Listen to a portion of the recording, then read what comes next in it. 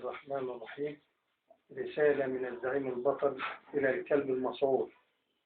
لما أدعك تقتل وتجول في الأرض الحرة يا مسعور،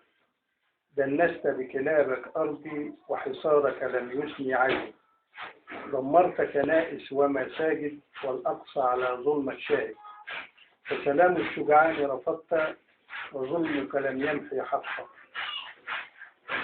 فشعبك يصف بأهات والعالم يهتف عرفات، سفاح صبر وشتيلة فالكل لم يخطئ شكله، فالقدس لم تركع أبدا مهما حاولت بأسلحتك، وأرضي ستكون مقبرة لك يا شارون أنت وشلوم،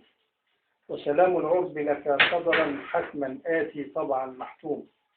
فالقوة لم ترهب شعبا والظلم لم يبقى دوما،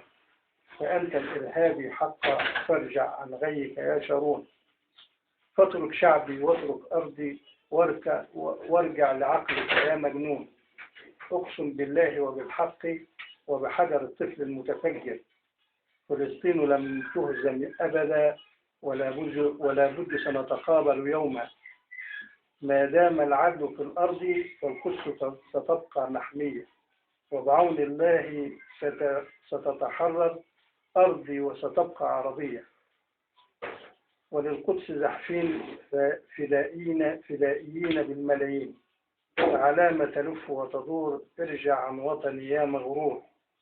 فلم أدعك تقتل وتبول في الأرض الحرة يا مسعور. السلام عليكم ورحمة الله وبركاته.